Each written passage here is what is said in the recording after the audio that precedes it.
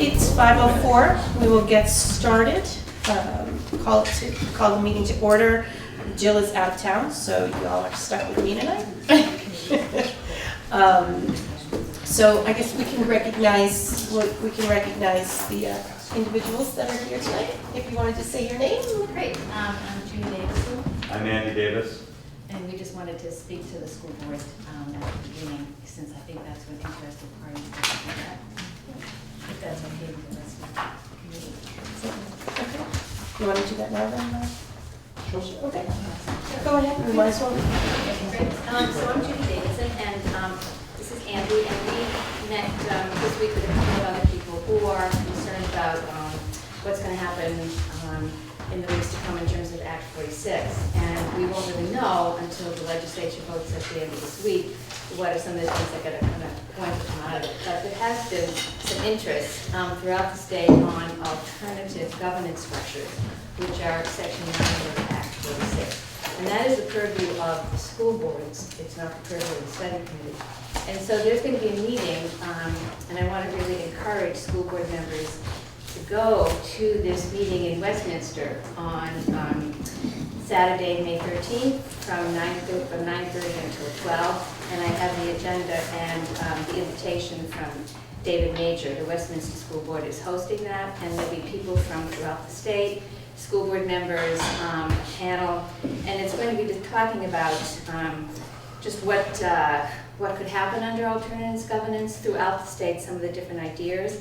And because, my belief is that we will eventually get a chance to vote on the preferred structure, but my concern is that I really don't see how that's likely to pass, given Dummerston's strong objection all the way along. And despite all the many hours that the study committee has put into it, I don't think some of the other towns may pass it also.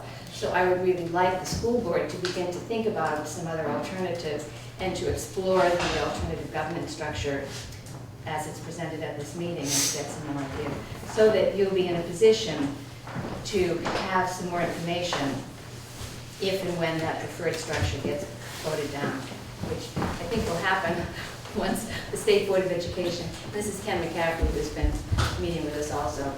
So that's our simple request, is to give you, I brought 5 copies.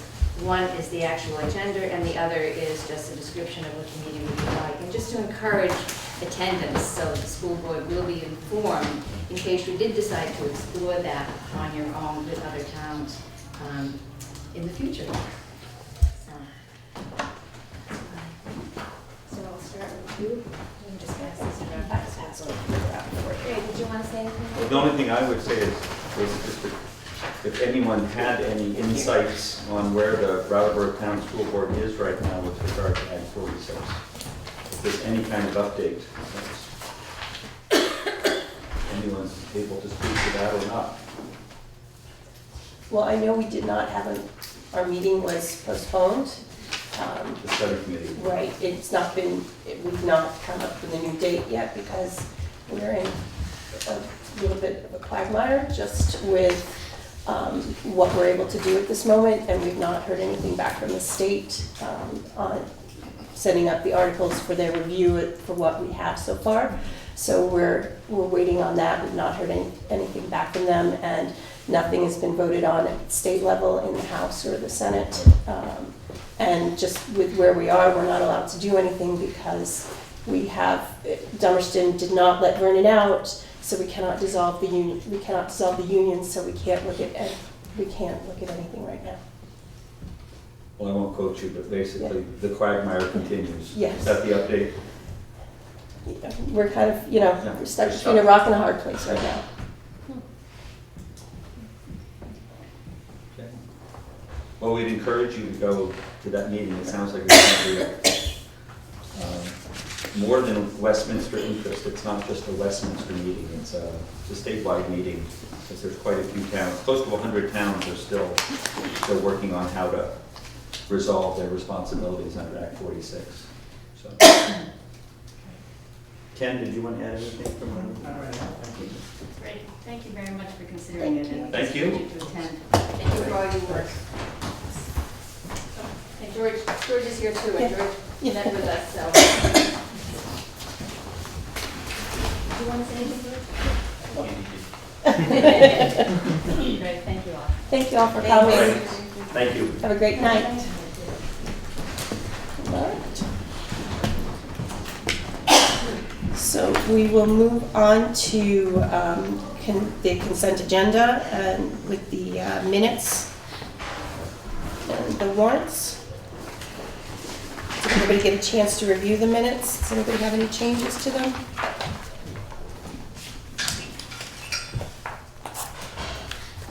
All right, I'll take that as a no.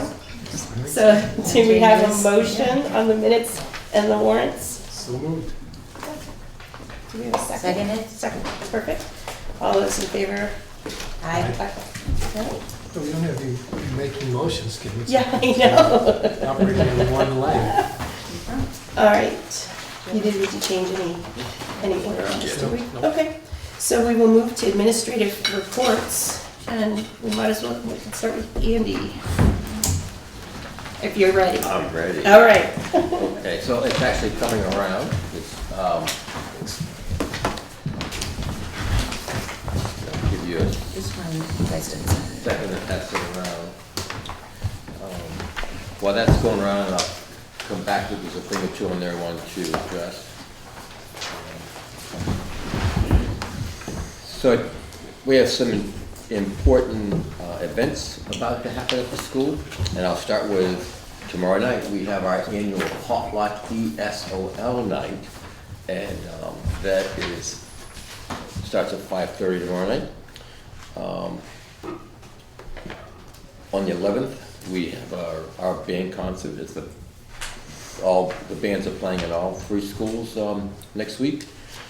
The 19th is County Fair Day at Academy, and that runs from 11:30 to about 2:30. And I have a resignation that I'll pass on in a moment. And it's, we're all about SBAC right now. We are going through the school. We have completed 6th grade SBAC, 4th grade SBAC. We are almost done with 5th grade. I think tomorrow we'll finish our 5th grade math SBAC, and then we go back to kneecap, 4th grade science kneecap, and then we go to 3rd grade SBAC. And that will conclude our testing for the 2016-17 school year. And just a second, student, would you like to know what those acronyms mean and why there's? I've attended Andy's seminar on the testing as a parent, so I'm familiar with those pretty much. I'm curious, why does the 4th grade do the kneecap test still? 4th and 8th, and 4th, 8th, and 11th do still do kneecap science. So, my understanding is that 2017, this will be the last year that'll be the case. I see. 4th grade and gets picked on a lot because we do NAEP every year, the National Assessment of Educational Progress. We do SBAC, and we also do kneecap. Okay. So There's a lot 4th of grade right tests. now is our testing year, not by choice. For that many tests, that is. So I have a 6th grade resignation. I can read it. Christine Wilson, who's been with us for 1 year, will be resigning effective the end of the school year. And I'll send that out. Going to the report, just want to note that foster students who are living in foster families, that number is up. This month, we had number of students. It's interesting, we've had, in the last month, we've had 5 students placed in foster homes, 5 students who are in the county placed in foster homes. We had a couple who were in foster homes who have gone back to their home, and we had one who was in a foster home who was adopted. So it's become a fluid situation. It's a new phenomenon that all of us, I think most schools in the state come to grips with. May I ask a question? What would be considered a high rate of attrition in a year? What percent of the faculty of the teachers would be considered high? What's average, like 5 It's actually, years, 10 it's years? been, the last 3 to 5 years, it's been pretty high because of the veteran staff that have retired. We've hired, and this is for the whole SU now, the whole supervisory union, we've hired 30 new teachers. And that's a little on the high side. Yeah, it is. But it's common because of the veteran staff And retiring. the whole supervisory union, is that the 10th? 5th? Oh, Not that it matters, well, sort of, it's just a way of understanding what's normal. percentage. We haven't had a normal year in a long time. Probably about 10%. It's a little high. I mean, I think typically it's probably 5%. But again, I think the last, at least 3 years, it's been, Yeah. Okay, thanks. So we'll need to. Yes, we need to have a motion to accept the resignation with regret. So moved. Seconded. Everybody in favor? Aye. Bill, did you do this one? If I do it back. Andy, just a quick question on you had the new enrollment and then that left. Were those the same students in kindergarten and grade 1 that came in on the 7th and then left on the 13th? Or? I was wondering if I was going to pick that up. You did. You were proven to be a worthy chair. So, yes, sometimes we have students who come and don't stay long and leave and come back, or students who are with us a long time and go and come back, and exactly. It's a bit of a revolving door sometimes. Of a week. And a lot of that, and I'm not commenting about any particular case, I'm talking in generalities, that often, because we do have a number of families who unfortunately are homeless, and their situation can move quickly. If an apartment becomes available in Brattleboro, they can move in quickly, or come to a shelter and enroll, and then the apartment becomes available in Bellows Falls. So there is a lot of movement, and sometimes it's very quick. Or we may have a student for just 2 or 3 weeks, and they go to a shelter or a home or a relative. Yep. Thank you. Jerry? I will pass my report on here. Want to pass yours too at the same time? We'll pass Mark's along at the same time. What time is it? Oh, Mark has something special. Additions. I don't have any. So tomorrow night? Tomorrow night? You asking tomorrow night? No, being Next week. next, on the 11th. I have 60.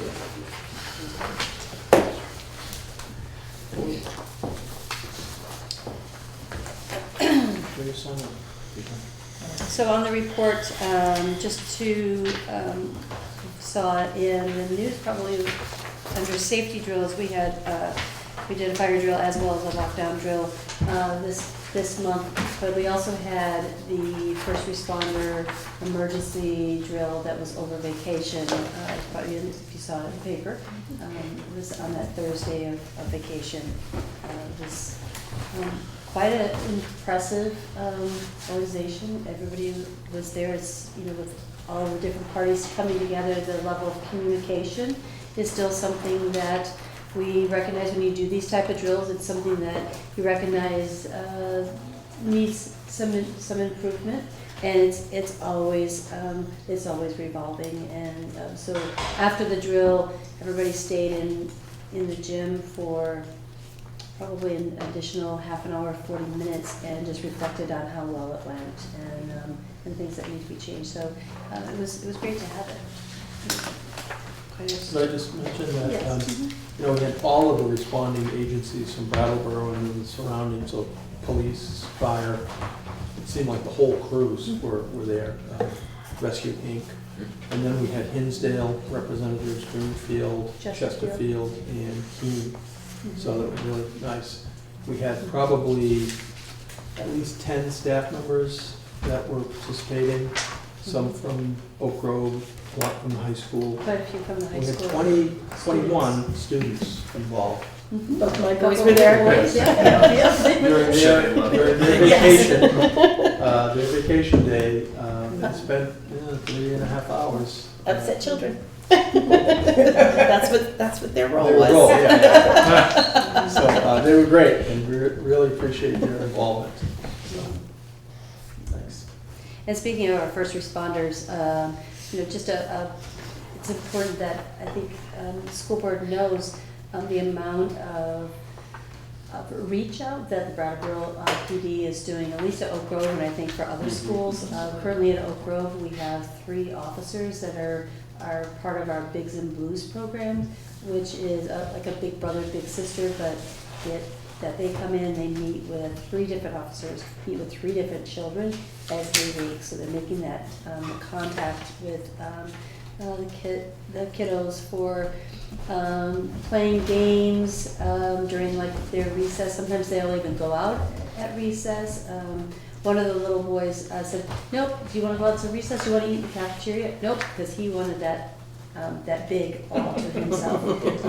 And they were meeting up the office, and he says, "I'm going to shut the door now." So he's like shutting the door because he didn't want any of us to kind of hear what was going on. We're doing things that are private in here. So, you know, it's great to do that. We've also had police officers in on the report, reading in kindergarten, reading in our 3rd grade. Just really amazing the amount of outreach that they have done.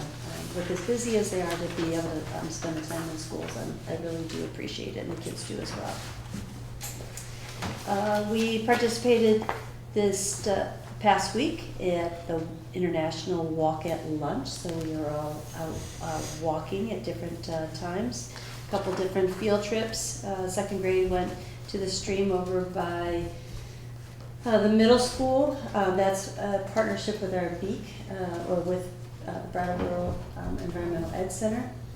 In fact, 3rd grade was just up there yesterday all day long. So a lot of field trips this time of year. Getting outside is really important. Kids need that, and we as adults need it too. Just a facility update that there was one of our freezer kind of died, I guess, so they had to replace the condenser. So that was an expense that we had money. There's money in our budget to cover it, but it certainly was an expense that we weren't expecting.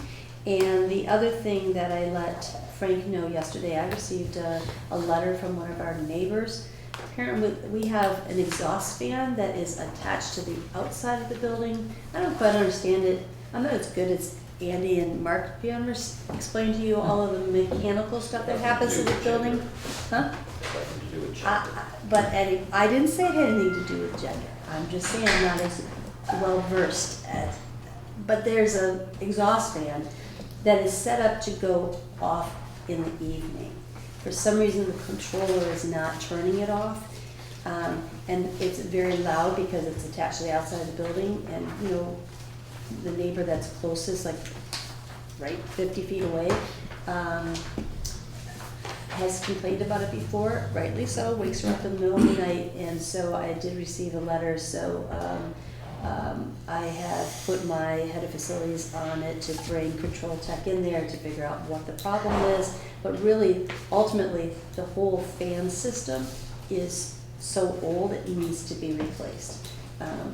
So I'm getting a bid on that right now, just to see like, what are our options, so for that bid process. I'm not even sure what all it entails, so I'm hoping that once they come in and start looking at it, in order to even service the fan, it's right, because it's how it's attached to the outside of the building, they have to put a ladder in the neighbor's yard to access it.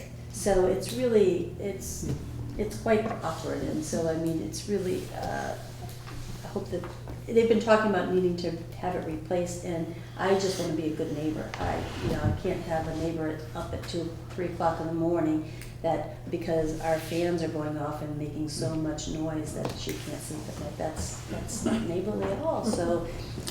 So the windows are open You might out be to seeing. Yes, yes. So I'm sure that we're hoping to kind of limp along so that we go into our next year's budget, but that's, again, a facilities expense that I'm not even sure what it's gonna look like yet. Jerry, on the freezer, was the integrity of any food compromised? No, apparently Okay. not. Apparently not. They were able to, they recognized it right away. Okay. And saw that something was kind of soft, so they were able to remove all that food. Some of it, I think, was sent over to Academy into their freezers. Thank you. You guys ate it?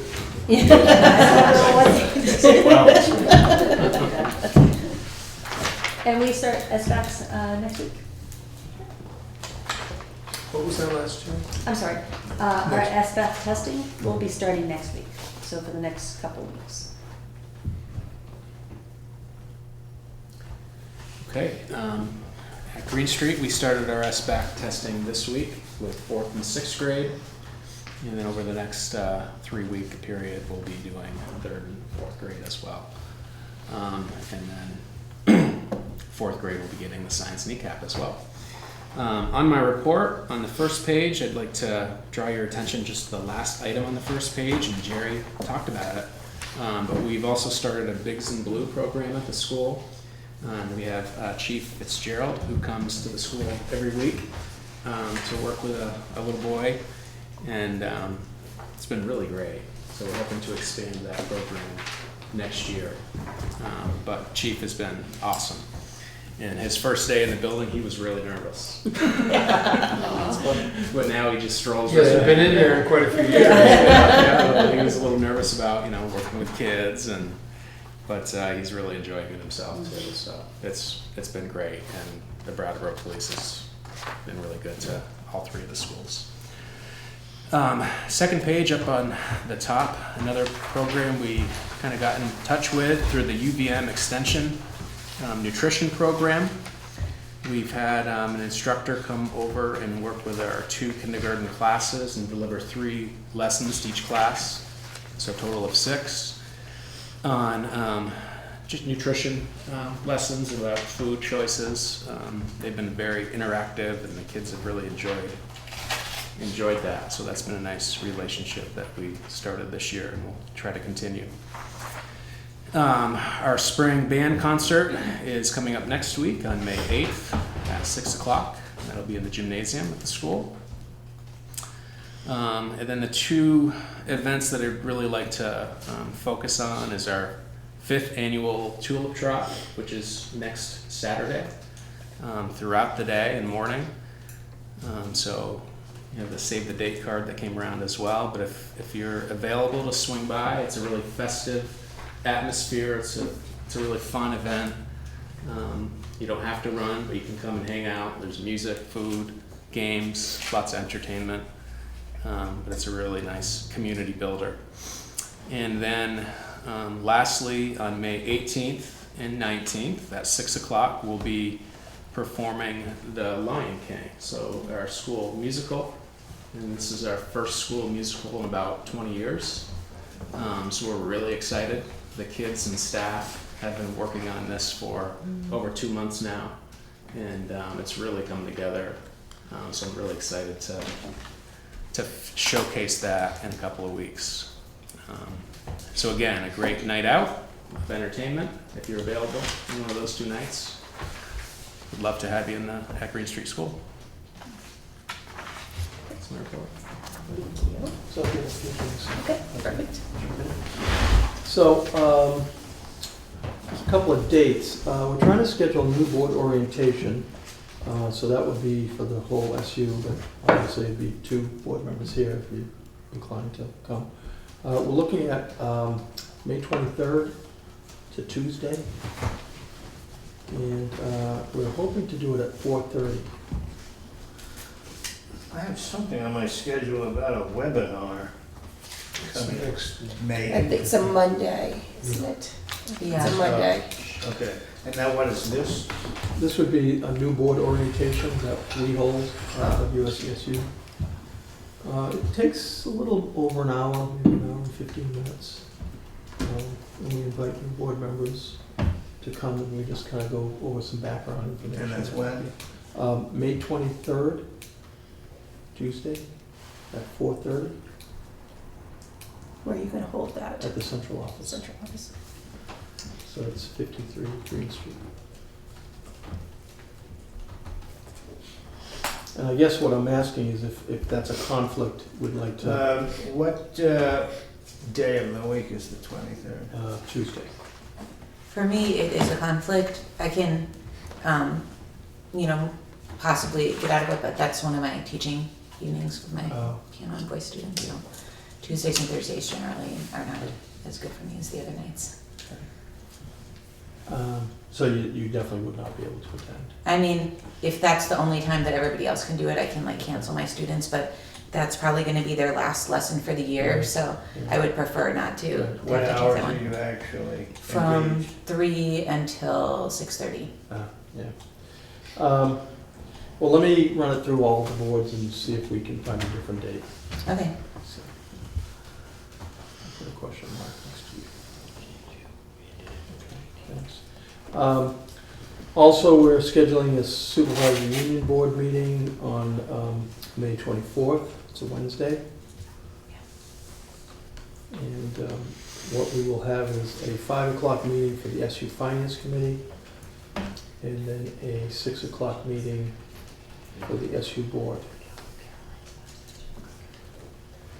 Where's that going to be?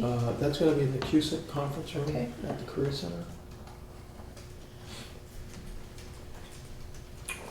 And the main focus will be on the supervisory union negotiations, contract negotiations. We just met with the negotiation team. Kim is part of that group, outlined what we think is something that would result in a settlement. And we have to work out some details with the association. Lyle, myself, and Frank Rucker have been meeting on an ongoing basis with the association reps. And the big issue has been the healthcare proposal. I think we're in a good place with that. I think it's a plan that would save the employees money. It would also save the district money. And so we tie that with salary considerations, and we'll probably definitely have something to present on the 24th. So it'd be important that boards have a quorum. I'm not sure offhand who your SU reps It's are. Jill, myself, and Robin. Yeah. Yep, great. So if you're available that night at 6 o'clock, you'd be there at 5. 5, yes. That would be great. And then, Question? yes, Just to be clear, the contract is for everybody in the district, elementary all the way through high Yes. school? Professional staff, right? Yes. yes. Not the, Well, not yet. we're negotiating with the non-certified staff as well, and I think we will have a proposal for that night. Non-certified being paralegals? Para-educators, Paraeducators. custodians, The support non-support staff. Yeah. This is an unusual year that both contracts have come up this year. I think primarily because of the health care change. So I think we're in good shape about the healthcare, and then we just have to work out some salary issues with the support staff. So I'm fairly confident that that's going to be voted on as well. So.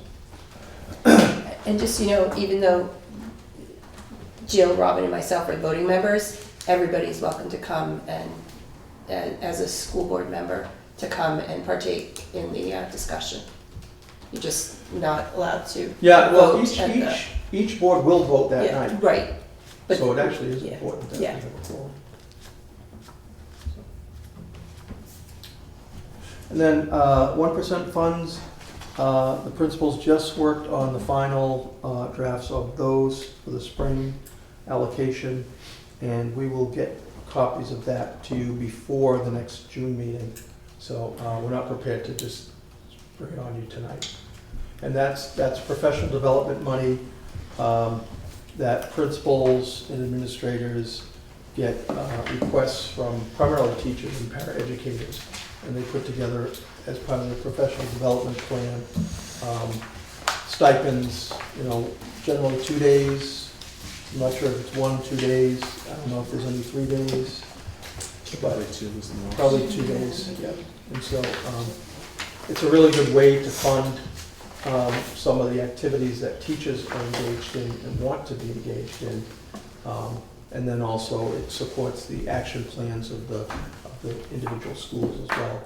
Just as an example, we use 1% funds to support our counselors that are part of the middle school leadership training in the summer. Actually in the spring where they do some planning work, and then in the summer where they spend 2 days working with 5th, 6th, 7th, and 8th graders as part of that middle school training. And so our councils are paid through the 1% funding, and it's a great way to support what they're doing. Just to check on what I heard when you said both boards will vote that night, implies that if one vote, if they weren't the same, the contract wouldn't be signed. The town board and the high school board would have to be There's 6 boards that would be voting. 6 boards. Yeah, it would be Dummerston, Right. Putney, So then, BHS, Brattleboro. if they all have to vote up, or It's a majority. So, you know, you could have some dissenting so votes. 4 of the 6 have to Yeah. vote up Right, or down. yeah. And, you know, you don't have any of the specifics, but I know when we reviewed it with the negotiating team, I think people felt pretty good about where we stood with that potential settlement. Will there be, or is this going to occur at the meeting, sort of a review of Yes. what will be in? There'll be a review of the details, there'll be justification and rationale for all the components of the settlement. Yeah. Is that, going back to the 1% funding thing, is that the professional development money that would be used for like diversity training? Or is that a separate thing? It could. There has been a 1% study group that, from the diversity team, that access those funds. There's also course reimbursement, which is a bigger fund that people use for coursework and conferences. So I would say that's the bulk of the professional development funding. It's through the course reimbursement Okay. funds. 1% is kind of like a supplemental fund. It's a great way to support teachers and what they need to do. So there's some required courses when we hire teachers within the first 4 years. We expect them to take 2 courses related to social emotional learning for students and supervision and evaluation. And so that's part of their professional development funding that they receive as part of the contract. Then they can take other coursework, 1 course a year, that would be paid by the district. The 1% is kind of additional funding that would give an example of a 1% fund that might be looking at a particular curriculum issue where a team of teachers are looking at the new math standards and they just need more time than their prep time or professional development time during the day to spend a day or a day and a half or 2 days as a group to come in and really work with I see. that. Yeah. So that's 1%. You can, when we get the Yeah. applications, you read through and see what Okay. people have planned. You get a really good It's sense pretty of, cool, of the initiatives. And And then- is this like coherence there is. named for the amount, is it like 1% of the budget goes to this? Yeah, something like that. It really isn't, but that's where, Okay. that's where it comes from. Now is Barb going to email the Yes. group again? She's Okay. gonna send copies distributed electronically before the June 7th meeting. It's a lot of pages. I recommend if you can, read it on, Yeah. on your Before you come. computer before, well, and not print, there's lots and lots of I see. pages, so save a tree if possible. And Spoon, if you wanna come in and review them, Barb will let you know when those are available. Okay. So that's all I have at this point. And I know Deb is not here. Have you had a policy council meeting yet, Spoon, or, okay. That's me. Oh, that's you. I apologize, David. Yeah, there was a meeting and I was sick as a dog. So Okay. I didn't get there. All right. Did everybody receive the email from Brenda, though, with the EES spreadsheet? Did both, either of you receive that? Yeah. You might not. I get it yet. I'm not So it sure. would be from Yeah. EES and it would just, that was Oh, be this was attached. It tells, well, statistics from the Yes. start. Check your list. About a year ago, I changed emails. I gotta make sure everybody has what's current. Oops. Let's see if I can see what I have. Okay. Nope, it does not look, looks like she sent, she might have sent an older one. All right, we'll make sure we add, we'll add both of your emails. I'll have her add your Yeah. emails to Yeah, 'cause those. I remember getting Yeah. emails from Barb, but not Okay.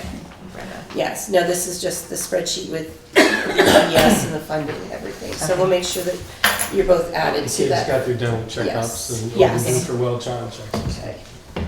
numbers and percentages and attendance. All right. All right, so on to unfinished business. Kim, I have a new hire, I forgot Oh. to do in my report. We can backtrack. Real quick. Of course. So we have a special educator position open. So Shelley Wilson and Marisa Duncan Hawley and myself and a teacher from the school conducted interviews a few weeks back, right before spring break, and proposing Kelly Paycheck to be hired. She's been in the SU for 7 years, currently at Vernon Elementary, lives in Brattleboro, has young children, would like to work in Brattleboro. She's an outstanding educator, and I think we're lucky to add her to the team.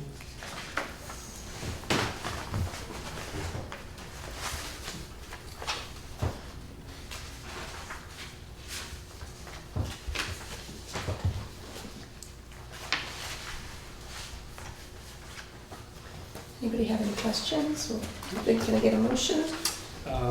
We accept the recommendation to hire Kelly Pacheck, special ed at Main Street. Seconded? All in favor? Aye. Thank you.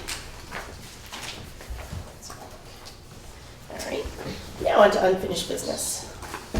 So you already gave that report. Yes.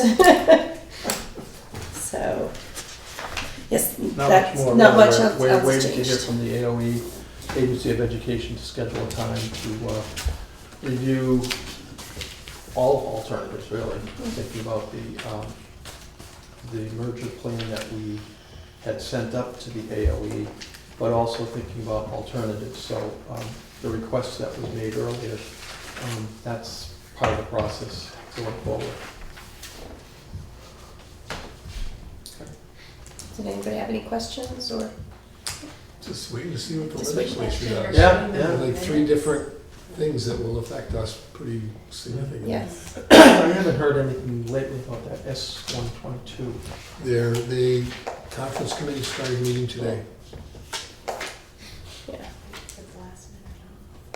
Do you want me to include That's, their presentation? it's that or be there all year. Yeah.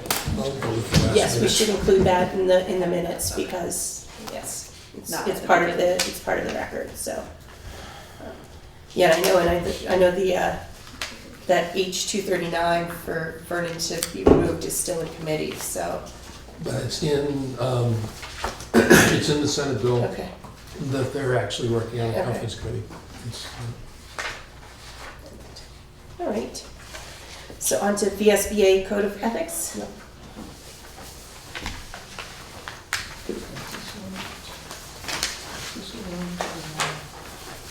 Spoon has some, Yeah, Okay. I'll speak to that for a minute, if you like. if I could just say, the copy that you're seeing incorporated Spoon's suggestion about, in the first paragraph, second sentence. The financial. No, starts with the WSESU mission is to provide a safe, inclusive, and supportive environment where all students grow academically, socially, and emotionally, and are challenged to reach their potential as local, global community members. So we inserted the district mission statement there. And what I sent around was that, plus I did, in fact, what got me started on this whole thing was that phrase, excellent return on investment. And for that, you'll see on the page I sent around dated April 21st, down about 1, 2, 3, I have just essentially left that out, but then I said, well, I felt like this whole thing with the return on investments probably was concocted in a year that the school board was feeling pressured or beleaguered by taxpayers concerned about the size of the budget, and which is legitimate. And I know that the school boards are always concerned about it anyway. But there it ended up. I changed it to provide a safe, inclusive, supportive environment, which is all the same. No, I'm reading, oh, I know, underneath that. As a member of the school board, my primary concern is to provide for the best education and welfare of our students within the constraints of a budget affordable to the taxpayers. So that phrase is what I'm recommending replaces a return on investments. I don't know if I'm seeing. Yeah, I'm not, where Okay, is It's I it? would on above this the- email, above the dots. right here. Okay, Yeah, right above the That would dots. replace the first sentence. That,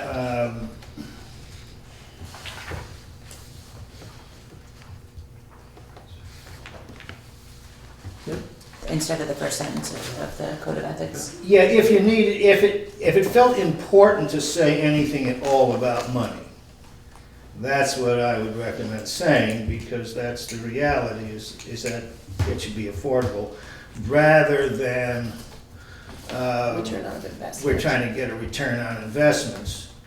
I actually feel we don't have to say anything at all about the finances. As I said, I went through, I was looking on the internet at codes of conduct and codes of ethics around, and nobody had a phrase in it about finances. It's something, like I said, it was probably in the moment that the school board was feeling pretty beleaguered. I think that phrase, return on investment, is kind of from, there's sort of a period of time when that was widely used. I think, though, that it is important to mention the two things that we always talk about are that the primary responsibility is to, the best education possible that's affordable. And it's balanced on what Yeah, the community it's can always afford. balanced by what the community can afford. I think you captured that well. I think it's an excellent statement, Spoon. Is what? I think it's an excellent statement. Oh, okay. I would just ask, it sounds like this went out on April 21st. Well, it didn't go out until, and I apologize, I would be more than willing if people wanted to wait. I would sign this statement now and then wait till next meeting to vote on one side unless people were okay with it now. I would Because just I say, distributed we it. could, had we had it sooner, we could have put it in as a draft and then. Yeah. But I would suggest that if you like that language, that new language for sentence 1, we can adopt it tonight. I'll have it redone for the formal copy for signature June 6th, if you feel good about that. And that's our next meeting is June 2nd? Yeah. Can we get a motion then? Yep. Move that we substitute the first sentence with the, on the VSBA Code of Ethics with Spoon's recommendation: as a member of the local school board, my primary concern is to provide the best education and welfare of our students within the constraints of a budget affordable to the taxpayers. To this end, I agree to conduct myself in accordance with the following commitments. So I would just ask that we amend that to, Community. no, that we would insert the mission statement That's right. and then Yeah. that next sentence, to this end, you know, so Right. we're adding what we were asked to add. I think it makes sense to add the mission statement in there, so I'm just gonna put a caret there with the mission statement and then that clause. Is that okay? Yeah, so, yeah, I will consult. Actually, I would suggest one more little change, now that I just read it out loud. Budget affordable to the, not just taxpayers, but to the community. Since everybody pays taxes indirectly or directly, not everybody gets the bill, but we all. Well, I thought about that, but you just said everybody pays taxes. Oh, okay. But I mean, Yeah, some of just the the way people it- don't directly pay property tax. They feel if they're excluded renters. by that term, but they're. Their I like interest the should idea still of be affordable served. to the community. Yeah, I mean, my feeling is everybody is a taxpayer, renters and Mhm. property owners. Right. But you're saying that some people would think this only applies to property Or owners. that I'm excluded from this because I don't pay taxes directly. It's only the people that write the check that get to. It seems more inclusive to say considered. community. But you pay them, if not directly, you pay them Yeah, indirectly. right, yeah. It just makes the statement more specific that we are considering the interests of everyone in the town, whether they own property or not. Since half our residents rent. What, Big chunk. okay, or how about then, just say residents? Well, that's not, I don't wanna get bogged down on a word here. Too late. Whatever. Property there.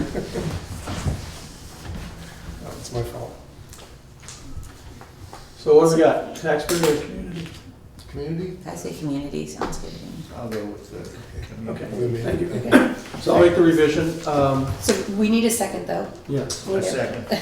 And all in favor? Aye. Okay. You ran on top. Yeah. All right. On All to, right, so then we should not sign these and then we'll just have a new one. Yeah, no, that well, is it's ready to just, sign. if you put a little note on your own. then- well, and that's not the one that we have. Ron has the Yeah. official one. That's just a copy. That Oh, that this would wasn't be the one supposed that to you sign would sign. anymore. Okay. No. He has a fancy one. I see. On nice paper. Yeah. I'll bring the fancy one back June 7th. All right. Capital grant update. Is there a committee update? I've got some bid proposals, but that's coming up later on, so I think this is a board committee thing if there's anything. Capital grant update. Does anybody? Is that the Green Street? No, I got that stuff under the heating bid and all of the other stuff. Is there a subcommittee of the capital grants? Somebody's Oh, on that. maybe somebody had to be appointed to it and we didn't get to that. Oh, It's one I of those have committees that. that doesn't really ever. Mm. I feel like we did talk about all the committees though, but some of them were just like, they'll tell you if there's a meeting.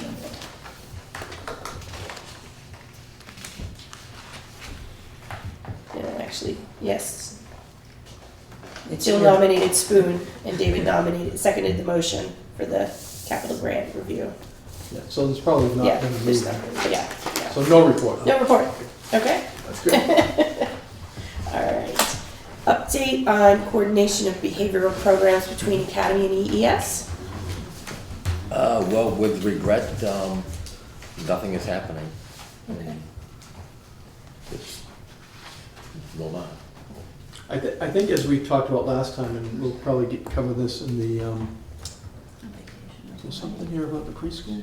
Yeah. Yes, Preschool readiness. a new And business. probably more specifically with the Oak Grove Head Start coordination, that's where we're gonna see more of the behavioral integration with Head Start with Bracktown schools. Would you like any update on where we are with? or is Well, it on it's there coming, later? it's Okay. coming on You're there, coming. so All right. we got some other things first. Okay. Did anybody have anything for unfinished business? No? All right. New business, heating bid. Okay, so I got a couple of things. Just an FYI that the USDA, Department of Agriculture, did approve the grant that we were hoping for, $50,000 for the wood chip boiler at Green Street. And it's a 10 years of grant requirements handled by the central office, so it's great that we're getting the $50,000 as we had hoped. So no action needed there. Next one, we do need action. It's the contract bid for the Green Street heating system came in. There were 2 contractors that submitted bids. So Frank will have to get a waiver from the state because it's a requirement of 3. And if you have 2 legitimate bids, they would typically grant the waiver. The good thing is BG Mechanical Contractors put in a bid of $587,188, so a little under $600,000. The project cost we estimated was about $946,000, but there are other thermal envelope issues that are not part of this bid. But I think we're in really good shape in terms of the funding that we anticipated. The other thing that I think is important to note is Chris Hebb from the energy consultant, the public, Oh, the guy, the public group that has been very supportive of us. efficiency. Efficiency Vermont, and I think there's another group too, but that type of organization. Chris Hebb has worked with us really closely on the Academy project and at the Putney project as well. He thought BG Mechanical was great, and so he would advise us to support their bid. So we would need a motion on that. Now, do we have to do it pending Yeah. the acceptance of the waiver? Yes. Okay. And we will know if there's any issue related to that. We'll come back to you on that. Let's do a motion, please. Anybody want to make a motion to spend $500,000? So moved. Do we have a second? Second by Spoon. All in favor? Aye. Okay, good.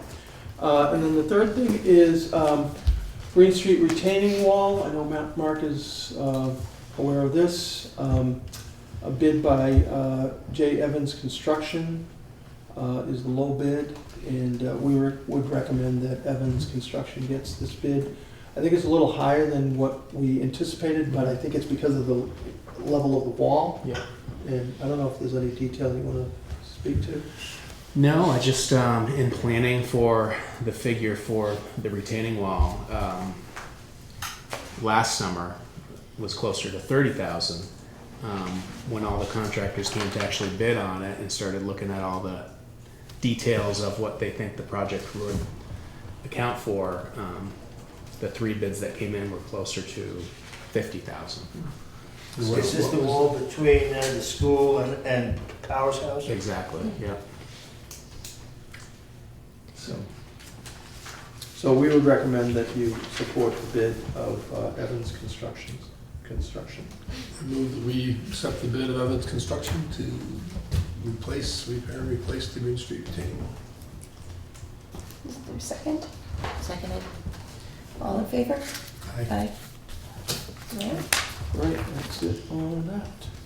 It's more like a select board meeting. Construction issues. Or the fire department. We just did Bonneville Road last night. There you go. So we're all set on all of your bids that we need? Yes, Okay. thank you. So report on preschool readiness. David and Jerry, seeing Deb is not here. See, my name's there. Well, I'm happy to, I've got 5 pages of notes. Okay. I won't keep everybody here all night. I went through and highlighted some things. It was just first in terms of just of a professional presentation of value to practitioners and administrators. It was really a remarkable model. They had 2 very experienced teachers in the front of the room talking to each other about how they work with preschool kids. And I just want to give you a little flavor of it. So one of the teachers described just the start of the day, and she's in the kitchen with a few kids, and they have to clean some vegetables if they're going to cook up for a snack or something, and then also cut them up. And so they're dealing with water, they're measuring, they're working with tools, a lot of motor skill activities going on. They're moving around a lot, and at the same time, they're talking about worms, and they're talking about soil, and that leads to what's the difference between soil and dirt, and then they're talking about gardens and where does food come from. There's social interaction going on with the kids at the same time. A whole series of, I wrote W words, and I'm not sure what that meant other than worms. But anyway. And then somehow that moved into talking about where do olives come from? Well, they come from trees, and then, well, whereabouts do the trees grow? We don't have them right here. Well, so out come the maps, and just how every bit of the time is completely individualized, completely focused on the kids, and almost completely unstructured. And one of the themes throughout this meeting or this presentation was the importance of really meeting the kids where they are and constantly being ready to meet them where they are and provide the next thing and follow the direction and the path that they're going. And the activity, the motor skills, the playing at the same time that they're getting these jobs done. But that was really impressive. I think everybody was just kind of awestruck. And the tone and the level of conversation after that was, and the whole thing was elevated by that exchange. 2 of the things that are really important in terms of preschool that are emphasized over and over again that are challenges are, I really wish Deb were here because she could reinforce all this, I'm sure, or Janet Stockman, who was there as well. Stability and support for the programs. Those, and hopefully bringing it to the school to some extent is going to help the stability and the support. They talked about having to push back on the academic pressure at this age, and they talk about preschool as birth to 8, even though it's typically birth to 5. It's all the way up till the kids are actually reading, and so it really is. It's that as a continuum of growth and development for kids. Enough of that. They talked about how children and nature go hand in hand, the interest and engagement, and the value that, even if it's cleaning vegetables, the value that nature has to engage kids and to catch their interest and to make them want to learn and enjoy what they're doing and build on their curiosity. Stress management came up a number of times, won't surprise anybody.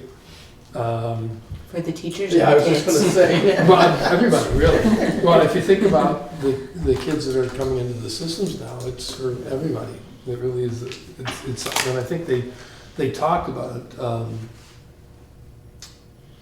Well, they talked about the play relieving stress from work. So I think they were talking particularly about kids at that point, but clearly adults as well. Let's see. Then there was a long section with parents engaged, school-parent relationships, parents having enough understanding of what's going on with their kids, opportunities for the teachers to talk with each other, for the pre-K, K, and elementary grades to be able to talk together. The need for, and this is a point that Janet Stockman made, actually wrote her name down because she made it so clearly about the importance of people in pre-K being able to bring themselves together. That, well, I thought that was a really good way to say it. It's not that it's Tuesday at 4 o'clock, so now you have to go to this meeting, but for people to be able to have methods where they can actually bring themselves together. Since this is public and private, and probably other variations or combinations, it's going to be a lot more challenging for this community of preschool providers to bring themselves together. Let's see. There's a conversation about what's in the way and looking at problems of doing those things.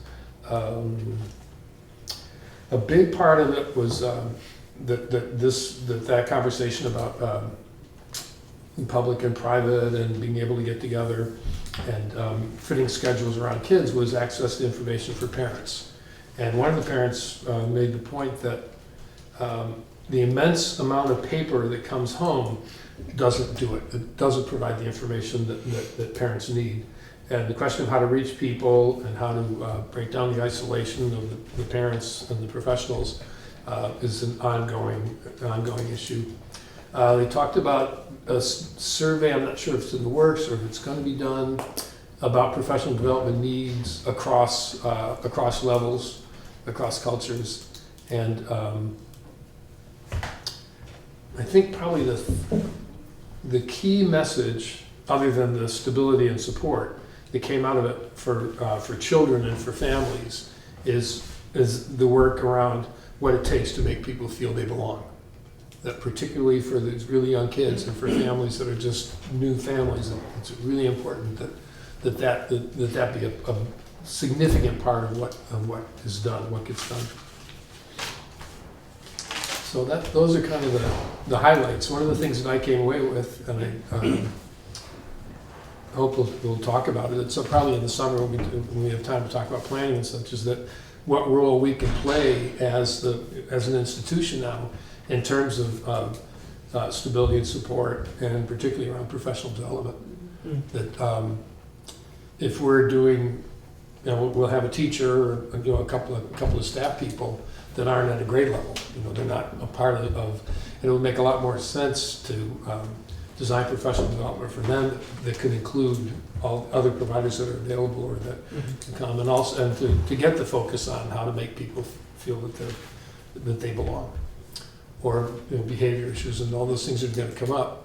Everybody needs that, and it's really there's not a system in place because there's such a variety of providers. So it's going to be an interesting. I'm actually really excited about being on the policy council and working on this, because it's a really, really important work. I was really struck with the birth to 8, because typically it's 3 to 4 year olds, preschool, 3 to 4 year olds. But nope. So that concept is Yeah. really the idea of integrating preschool in a school setting that really allows for that in a real continuous way. Yeah. So maybe Jerry, if you kind of give us an update on the Oak Grove preschool under this topic. that'd be Sure. great. David did a great job, so thank you. It really was pretty powerful to see so many people in one place talking about early ed. So right now we have a hiring committee, Lyle, myself, 2 members of my school community, Catherine Mason, my school counselor, Chelsea Wheel, my kindergarten teacher, Maureen Young from EES, and Janice Stockman from Triple E. That's the hiring committee. We actually have the 3 positions. Right now we're really focused on the lead Vermont licensed early education teacher. We had 10 applications. We interviewed 6, and we've invited 3 back for a second round. So second round will take place next week, where we've asked the 3 candidates to come in to the kindergarten classroom. Chelsea's working with them, giving them, and this is a common practice that we do with our other classroom teachers, to actually do like a guest lesson. They'll be doing a practice lesson with kindergarten, in the kindergarten classroom. So that'll be, and rather than having the whole committee be in the kindergarten class, because it's overwhelming not only for the candidate but also for the kids. They'll be like, oh, they won't be able to focus with 6 of us in there. The candidates know we're gonna be videotaping those lessons, so it'll be Chelsea and myself. The kids are used to having the two of us, I mean, she's a teacher, and they're used to having me in there. And then the candidate. So we'll videotape those, we'll share those with the committee, and then when we get back together again. So that's where we are. We have the other two positions that, the associate teacher position, that is, we have 2 interviews next Tuesday, I think, scheduled for that. And then the para, we haven't really, we're collecting applications, but we really trying to get the teachers in place first. Good. Were the applicants excited to be potentially working in the public schools for preschool? Yes, all 6 were. And really, we had very, very strong candidates that were coming to us. That's great. So the 3 that we've chosen to, sometimes, on the second round, we want to try to narrow it down to maybe 2, but we really Get to felt that we 6. had. Yeah. What's that? You got the 6. Well, we got the 6. Well, you got but, the I mean, 3, yeah. But we really wanted to see how they are in action with kids, so we've invited 3 back. Thank you. David, thank you for your great report too. That was a pleasure. All right, music positions.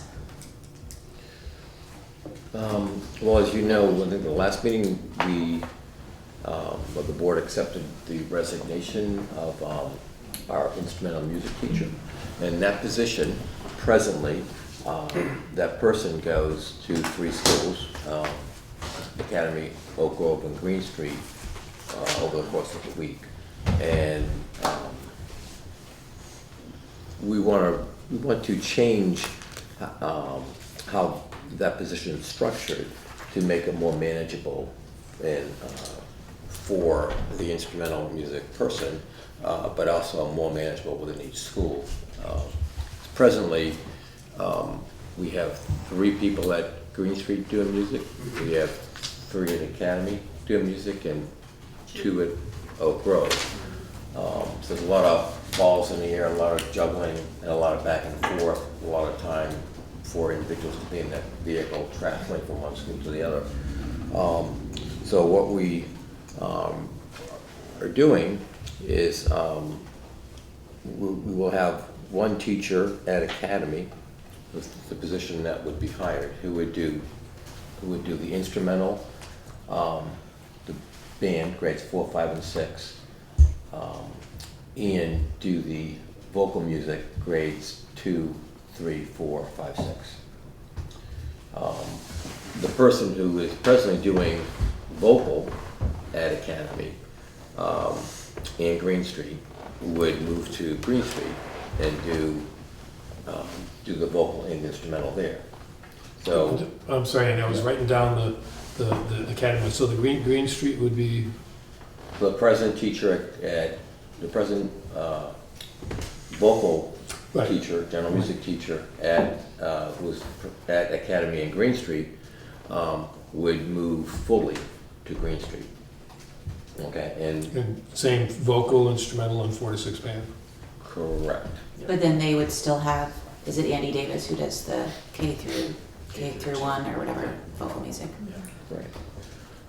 And we have a person who comes in 1 day a week and does vocal, general music K1, that would continue. So we would have, in the future, we would have 2 music people at Academy, 2 at Green, and 2 at Oak Grove. So, Well, Am I right?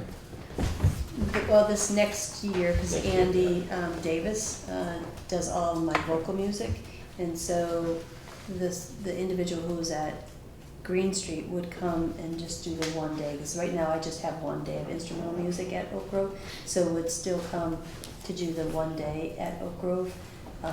So it would be 2 next year, but I think in the future, if there's a change of staff, that's ultimately kind of the goals, then I would have just 1 music teacher at Oak Grove as well. and how would there be 2 at Academy? One So- person's doing instrumental, 4 to 6 band, and 2 to 6 vocal. Right. So The that would be kindergarten and first grade vocal teacher is the other A person. second, You have okay. a person that comes in 1 day a week, Okay, okay. and she presently does general music for kindergarten, 3 kindergarten, 3 first grade classrooms. That would continue. So there's no additional cost, there's no, we're not increasing the FTEs for the music folks. We're just reorganizing to make something, to make the school cleaner, smoother, And not burn people out. right, make it much more manageable. I think it'll create more collaborative environments in each school and provide more opportunities to, you know, tie the music program into, you know, the classroom as well. So, because the people will be there and be working and become more Part of the school rather than an itinerant, yeah. Yeah. And is there any, is 1 day of instrumental what you've always had? That's what I have, yes. Feels like a nice opportunity for us Mhm. moving forward. But now Academy's losing like almost all their music instruction Correct, for it to a new person to do almost all of it except for Mrs. Corey. right. Yeah, we would have a new person who would have a pretty large responsibility. But the responsibility is not changing, it's just being shifted from 2 people to 1. And it's in one location, so the person's not challenged to be moving all over the Right. place. And they'll still have the same time opportunities, correct? So that all the students are getting the same. Yeah, we wouldn't lose Instrumental. anything, we Okay. have an amazing number of kids, I think we have 88 kids presently in band, grades 4, 5, and 6.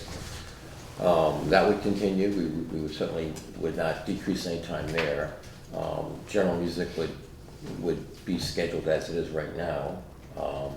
Which would be grades 2 through 6.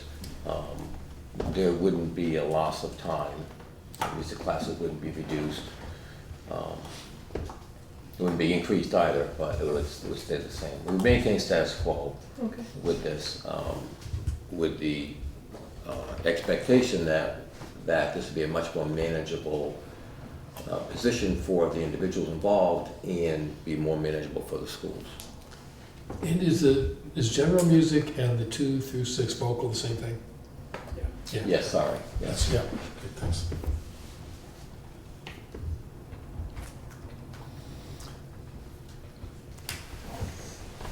And is that like the timeline of starting to search for that person now enough to hire somebody by August?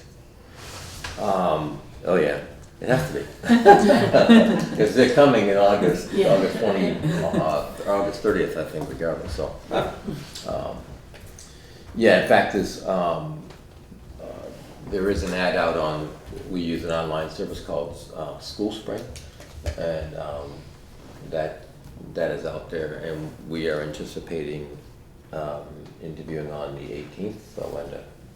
Okay. Mention that to you, either here or Yes, you might see you in school. So we would be moving along with that process, post haste. One thing that the job at Academy obviously is much bigger because there are that many more kids. Right.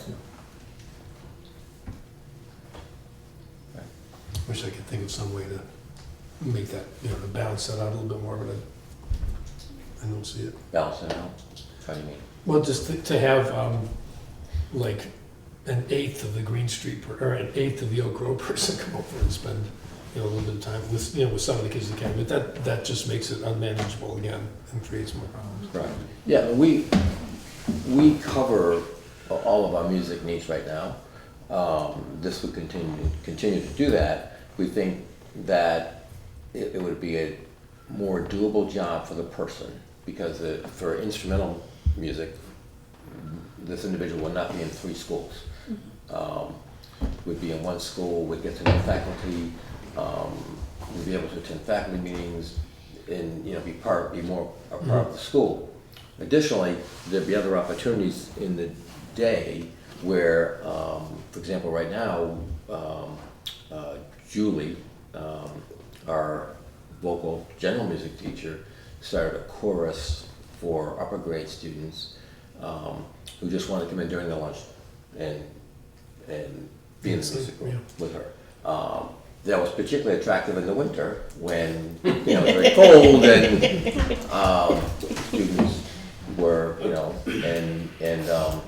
but it's strictly voluntary and it's an extra thing. So having people in the building all day, 5 days a week, adds a lot. So that there's things that adults, that our professionals do beyond content that are important to kids. Building relationships.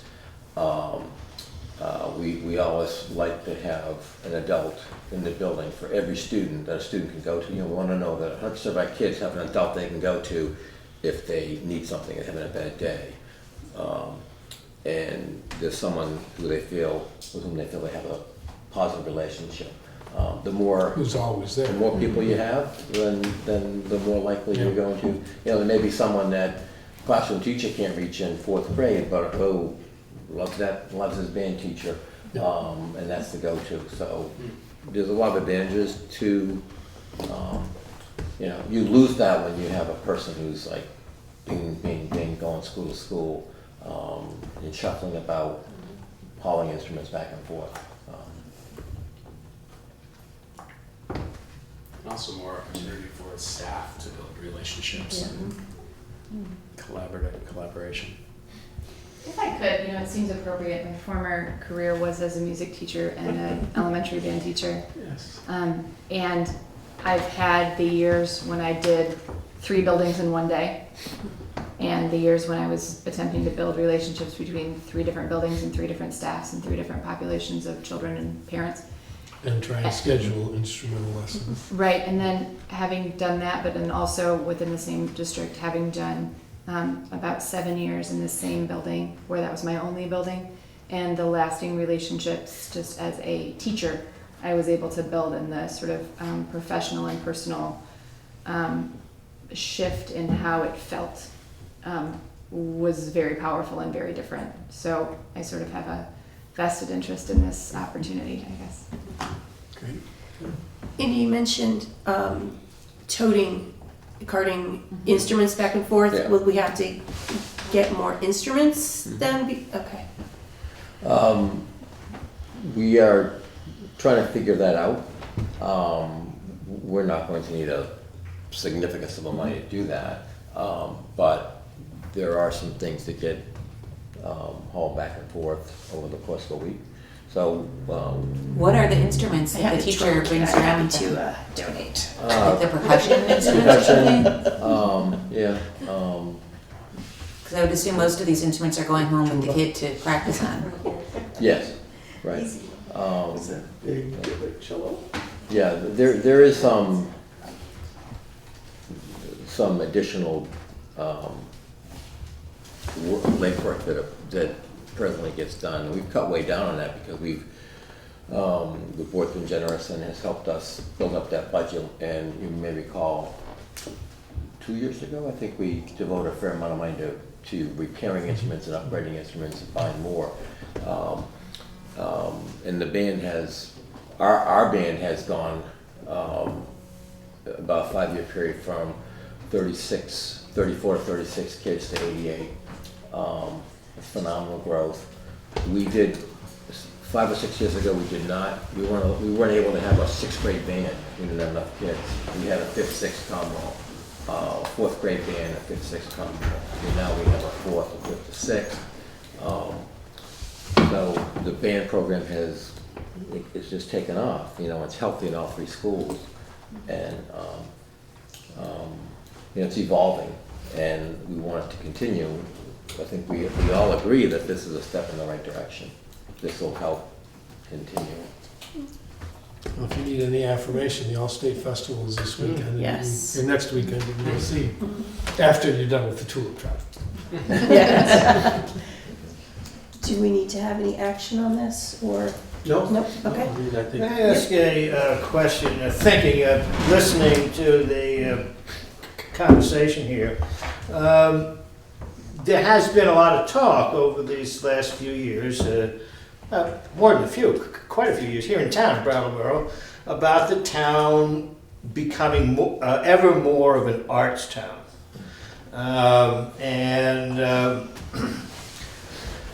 Now it sort of comes out, and I don't know whether people are thinking that that is becoming somewhat of an economic engine, although I think it's a very poor economic engine if there ever was one. You can't eat music, you can't make much money from it. But it's wonderful for the soul, and it does attract tourists and stuff like that. Have the schools ever thought about or talked about whether the schools themselves might start reflecting what might be, like I see it in the manuals, they're talking about a vision reflecting community values. Well, if a community value is shifting towards the arts, would there be a growing emphasis on the arts in the schools to reflect that or accommodate that or build on that in some way? I think there has been in many ways. Over the course of the 15 years that I've been here, there's always been a commitment to the arts and different enrichment activities. And I know more recently the Brattleboro Music Center has partnered with the Brattleboro Town Schools. The high school, middle school has had a tremendous success in their art program. As David said, they were selected as hosting the All-State Music Festival for the state. So we've had a real commitment to the arts, and I think it does reflect. Has the Career Center developed anything towards art? Yeah. Art They have a fine professions? arts strand at the Yeah. high school. Yeah. What? A fine arts, like, Strand. strand, that's what I No, said. I was thinking arts, the various professions in the arts other than artists. Yeah, they do. Theater, They do theater, They do. drama, management, they do circus performance. directing, Yeah. the administrative and that sort of end of The it. Career I'll Center has bring all a, sorts of programs for that. I'll bring a program of studies that has the art strand, performing arts strand in it. It's very They impressive. have In circus fact, arts. a lot of the courses are dual credit, so our students are getting college credit from some of the surrounding institutions. Yeah, so I'll put that in for something to bring for next meeting. I think there were a couple of things in the reports, like right now I'm only finding the 120 people that came to the Oak Grove Arts Night, but there was one of the drama club, 25 kids in the after-school drama club. And those are new in the last few years, Yeah. partly because of the collaboration with Youth Theater. I think And they both, Academy and Oak Grove, both did a musical for the first time this school year, right? Well, last year was No. our first, Oh, last spring, right. Our Main Street's got one coming up. okay. But, I mean, we had, 3 o'clock back, 5 or 6 years, there was no drama club in Brattleboro. We started, drama, each school now has an active drama club, each school now does a musical. We do at Academy, we have, last year and this year, over 100 students participated in drama at Academy. 3 years ago, Stephen Stearns, we started a partnership where free to students, not only are we doing things in the schools, but he and I got together to create the Brattleboro Town, Brattleboro Town Theater Program, where we started that year with having one production at New England Youth Theater, where we would bus students there after school from the free schools, and they participated in a musical. 3 years ago, one, then last year and this year, we've had 2 productions. There's one coming up in the end of May. Students are now involved, and we bus them there, all 3 schools. It's phenomenal. There's professional stager. Those classes for students, they're very expensive. We've been able to, through a partnership with them and grant funded, we've been able to do that for no cost to our students. In addition to what we're doing in the building, all of us have gallery walks in our school. We run phenomenal art programs. So I think in terms of elementary education, in terms of the arts, we really lead the way Yes. in schools in Vermont and in New England. They're critical to our schools. I mean, the engagement that the arts bring to our schools is amazing, and we support all of the arts 100%, and are always looking at ways to tweak things and make connections with the community. In my report on I forgot to mention it, but in the report on May 26th and 27th, the Town School Theater program, those theater events will be at NEYT. I think they start at 6 o'clock. So they'll have 2 evening performances coming up. I think one thing you did touch on, Spoon, is that that's even more than I do when I'm here, looking at these things every week. And I don't know that we necessarily get that information out to the public that's not involved in the schools or in the arts institutions as well as we could. That's actually something that the board should be thinking about. There is actually this coming Sunday, some of the cast of Academy School's production of Willy Wonka is performing at the Latches. They're doing a part of that chocolate bar giveaway thing. Yeah. They're doing a screening of the movie, so the Academy School arts program, I guess, will be on display at that for town folk who like movies about chocolate. That's another example. The world-class chocolate makers are participating with Willy Wonka. Another example, I was talking to my art teacher today, actually, about planning for next year. And one of the things that we're toying around with is how do we coordinate our arts night with Gallery Walk in downtown and have the school actually be an official site for the spring That's a great Gallery idea. Walk. Or have the kids out there performing. Right. Yeah. So those are like the kinds of things. So we're always thinking of ways to highlight and showcase and And also at this month's Gallery Walk, there is going to be a showcase of WSESU artwork at the community room in the co-op as part of the Diversity Night celebration. And that was on somebody's, I think maybe it was on the Green Street list of events that included things that are in May. So it's in front of the Brattleboro Museum is where the event is centered, but I think all of the physical artwork is going to be at the community room in the co-op. There will be some artwork in the library from Academy as well. That's right. Can this, I'm always thinking ahead, the next step, and that is, I don't know whether this is at all, the school district be a fine arts destination for high school kids throughout the state? Maybe they wouldn't come down from Burlington, but from at least Windham County or even more, where kids, the parents find some way to house kids during the school year here so they can go be a part of this system to get an arts education that they could not get. We kind of do that in the Vermont School Choice, High School Choice program.